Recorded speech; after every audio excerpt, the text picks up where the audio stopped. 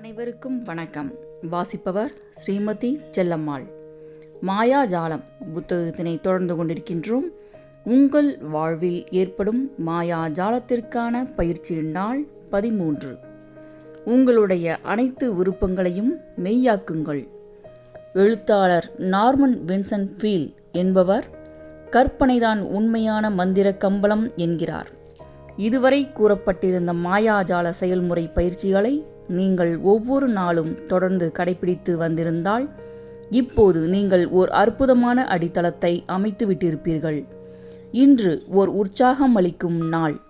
ஏனெனில் நன்றியுணர்வின் மாயாஜால சக்தியை நீங்கள் உங்கள் கனவுகளுக்காகவும் ஆழ் விருப்பங்களுக்காகவும் பயன்படுத்த துவங்கப் போகிறீர்கள். நூற்றுக்கணக்கான கலாச்சாரங்களை சேர்ந்த மக்கள் பல நூற்றாண்டுகளின் ஊடாக பாரம்பரிய முறையில் தாங்கள் விரும்பும் விஷயங்களை தாங்கள் பெறுவதற்கு முன்பாகவே அவ்விஷயங்களுக்காக நன்றி கூறி வந்துள்ளனர். தங்களால் முடிந்த அளவிற்கு அதிக ஆற்றலோடு நன்றி செலுத்துவதற்காக அவர்கள் விழாவாரியான கொண்டாட்டங்களையும் உருவாக்கினர். நைல் நதியில் தொடர்ந்து தண்ணீர் பாய்ந்து செல்ல வேண்டும் என்பதை உறுதி செய்வதற்காக அதில் வெள்ளம் பெருக்கெடுத்து ஓடுவதை எகிப்தியர்கள் பண்டைய காலம் முதலாகவே கொண்டாடி வந்துள்ளனர். அமெரிக்காவின் செவ்விந்தியர்களும் ஆஸ்திரேலியாவின் பழங்குடி மக்களும் மலை நடனங்களை மேற்கொண்டனர். ஆப்பிரிக்காவின் பல்வேறு பழங்குடி இனத்தவர்கள் வேட்டையாட செல்வதற்கு முன் தங்கள் உணவிற்காக விழாக்களை நடத்தினர். தங்களுக்கு விருப்பமானவற்றை பெறுவதற்கு முன்பாகவே அவற்றிற்கு நன்றி கூறுவதுதான் ஒவ்வொரு கலாச்சாரமும் ஒவ்வொரு மதமும் பரிந்துரைக்கும் பிரார்த்தனையின் இயல்பாகும். ஒத்தவை ஒத்தவற்றை ஈர்க்கும் என்று ஈர்ப்பு விதி கூறுகிறது. அதாவது, நீங்கள் எதை விரும்புகிறீர்களோ அதை உங்கள் மனத்தில் ஒரு காட்சியாக உருவாக்க வேண்டும் என்பது அதன் அர்த்தம். பிறகு நீங்கள் விரும்புவதை உங்களிடம் ஈர்ப்பதற்கு அது ஏற்கனவே உங்களுடையது என்பது போல் நீங்கள் உணர வேண்டும். உங்கள் விருப்பத்தை நீங்கள் அடைந்தவுடன் நீங்கள் எவ்வாறு உணர்வீர்களோ அதேபோல் இப்போது நீங்கள் உணர வேண்டும். இதை செய்வதற்கான சுலபமான வழி நீங்கள் விரும்புவதை பெறுவதற்கு முன்பே அதற்காக நன்றியுணர்வு கொள்வதுதான். நீங்கள் விரும்புவதை பெறுவதற்கு நன்றியுணர்வை பயன்படுத்த வேண்டும் என்று இதற்கு முன்பு ஒருபோதும் உங்களுக்கு தோன்றியிருக்கவில்லை என்றால் நன்றியுணர்வின் மாயாஜால சக்திகளில் மற்றும் ஒரு சக்தியை இப்போது நீங்கள் கண்டறிந்திருக்கிறீர்கள். பைபிளில் உள்ள வார்த்தைகள் அந்த உத்தரவாதத்தை தான் தருகின்றன. யாரிடம் நன்றியுணர்வு இருக்கிறதோ அவருக்கு அதிகமாக கொடுக்கப்படும், அவருக்கு அபரிமிதம் உண்டாகும்.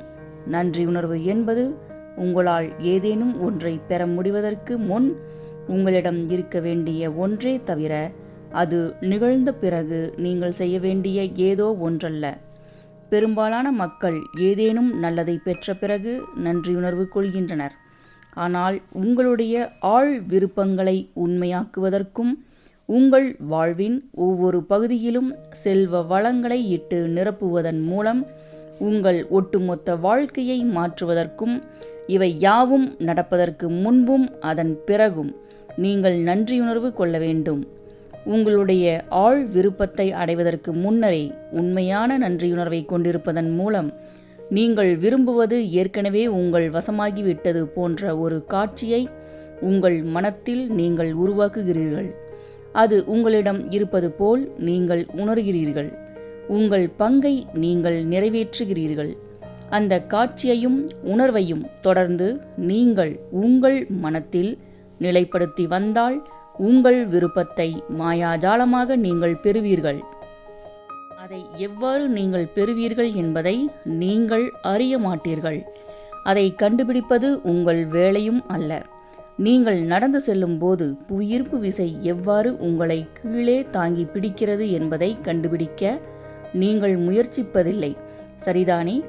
புவியீர்ப்பு விசை உங்களை தாங்கி பிடித்து கொள்ளும் என்ற நம்பிக்கையுடனும் அறிதலுடனும் நீங்கள் நடந்து செல்கிறீர்கள். அதேபோல் நீங்கள் விரும்பும் விஷயம் குறித்து நீங்கள் நன்றியுணர்வுடன் இருந்தால் அந்த விஷயம் மாயாஜாலமாய் உங்களை வந்தடையும் என்ற நம்பிக்கையுடனும் அறிதலுடனும் நீங்கள் செயல்பட வேண்டும். ஏனெனில் இதுவும் ஒரு பிரபஞ்ச விதிதான். இப்போது நீங்கள் எதை மிகவும் அதிகமாக விரும்புகிறீர்கள்? உங்கள் வாழ்வின் ஒவ்வொரு பகுதியிலும் உங்களுக்கு என்ன வேண்டும் என்பது பற்றி உண்மையான தெளிவை பெறுமாறு இப்புத்தகத்தின் துவக்கத்தில் நான் உங்களிடம் கேட்டிருந்தேன். இதை நீங்கள் முன்பே செய்திராவிட்டால் அதை செய்வதற்கான சரியான நேரம் இதுதான்.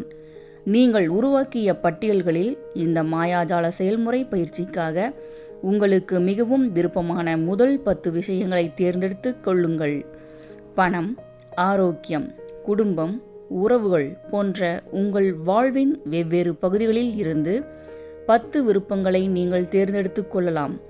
அல்லது நீங்கள் உண்மையிலேயே மாற்ற விரும்புகின்ற வேலை அல்லது வெற்றி போன்ற ஏதேனும் ஒரு பகுதியில் நீங்கள் அடைய விரும்புகின்ற 10 விஷயங்களை நீங்கள் தேர்ந்தெடுத்து கொள்ளலாம்.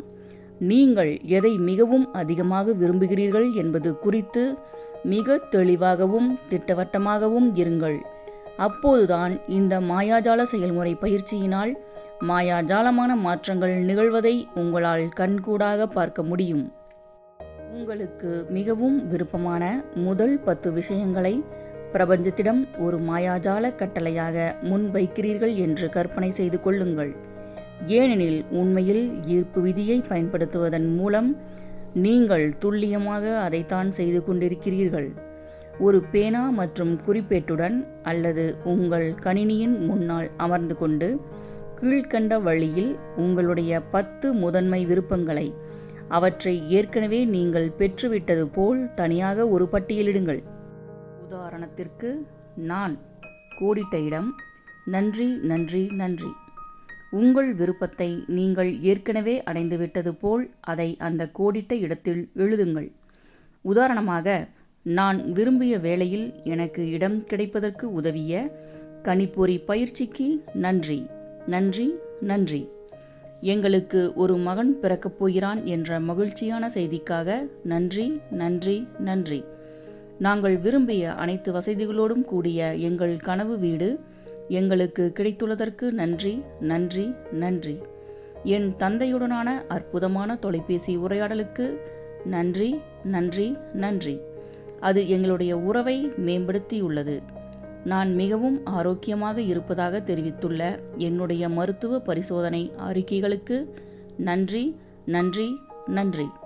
எதிர்பாராமல் எனக்கு கிடைத்த பணத்திற்கு நன்றி நன்றி நன்றி. ஐரோப்பா செல்வதற்கு துல்லியமாக எனக்கு தேவைப்படுகின்ற பணம் அதுதான். இம்மாதம் எங்களுடைய விற்பனை இரட்டிப்பாகியதற்கு நன்றி நன்றி நன்றி. எங்களுக்கு மிகச்சிறந்த வாடிக்கையாளரை பெற்றுக் கொடுத்த எங்களுடைய யோசனைகளுக்கு நன்றி நன்றி நன்றி. என்னுடைய கச்சிதமான வாழ்க்கை துணைவருக்காக நன்றி நன்றி நன்றி. எங்களுடைய குடிபெயர்ச்சி மிகவும் சுலபமானதாகவும் சுமூகமானதாகவும் இருந்ததற்கு நன்றி நன்றி நன்றி. நன்றி என்று 3 முறை வரிசையாக எழுதுவது ஒரு சக்தி வாய்ந்த விஷயம். ஏனெனில் இது நீங்கள் வார்த்தைகளை வெறுமனே அள்ளி வீசுவதை தடுத்து நன்றியுணர்வின் மீதான உங்கள் கவனத்தை அதிகரிக்கிறது. நன்றி என்று 3 முறை கூறுவதும் ஒரு மாயாஜால சூத்திரம்தான். ஏனெனில் பிரபஞ்சத்தின் அனைத்து புதிய படைப்புகளின் கணித ரீதியான எண் அதுதான். எடுத்துக்காட்டாக, ஓர் ஆணும் ஓர் பெண்ணும் சேர்ந்து ஒரு குழந்தையை உருவாக்குகின்றனர். ஆண், பெண் மற்றும் குழந்தை ஆகிய மூவரும் சேர்ந்து ஒரு புதிய படைப்பை பூர்த்தி செய்கின்றனர். பிரபஞ்சத்தில் உள்ள பிற அனைத்து படைப்புகளிலும் இந்த 3 விதி இடம்பெற்றுள்ளது. எனவே நன்றி என்று நீங்கள் வரிசையாக 3 முறை கூறும்போது படைப்பின் இந்த மாயாஜால எண்ணையும் ஓர் இரகசிய மாயாஜால சூத்திரத்தையும் நீங்கள் பயன்படுத்துகிறீர்கள்.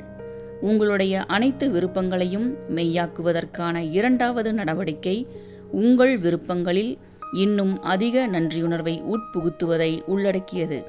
இந்த 2வது நடவடிக்கையை உங்களது நாளின் எந்த ஒரு நேரத்திலும் நீங்கள் செய்து கொள்ளலாம். உங்களுடைய 10 முதன்மை விருப்பங்களை பட்டியலிடும்போது அல்லது ஒரு நாளில் எப்போது நேரம் கிடைக்கிறதோ அப்போது இதை நீங்கள் மேற்கொள்ளலாம். உங்களுடைய ஒவ்வொரு விருப்பத்திலும் நன்றியுணர்வின் மாயாஜால சக்தியை உட்புகுத்துவதற்கு உங்கள் பட்டியலில் உள்ள முதல் விஷயத்திலிருந்து துவக்கி உங்களுடைய கற்பனையை பயன்படுத்தி உங்கள் விருப்பங்கள் ஏற்கனவே நிறைவேறிவிட்டது போல் கீழ்க்கண்ட கேள்விகளுக்கு உங்கள் மனத்தில் விடையளியுங்கள். 1. உங்கள் விருப்பங்கள் நிறைவேறியவுடன் நீங்கள் எப்படிப்பட்ட உணர்ச்சிகளை உணர்ந்தீர்கள்? 2. உங்கள் விருப்பம் பூர்த்தியானவுடன் அதை நீங்கள் யாரிடம் முதலில் தெரிவித்தீர்கள்? அதை எப்படி அவரிடம் தெரிவித்தீர்கள்? 3. உங்கள் விருப்பம் நிறைவேற பெற்றவுடன் நீங்கள் செய்த மிகச் சிறந்த விஷயம் எது? உங்களால் முடிந்த அளவிற்கு உங்கள் மனத்தில் அதை விலாவாரியாக பாருங்கள். இறுதியில் ஒவ்வொரு விருப்பத்தையும் மீண்டும் படித்து உங்களால் முடிந்த அளவிற்கு அதை உணர்ந்து நன்றி என்ற மாயாஜால வார்த்தையை அழுத்தமாக கூறுங்கள்.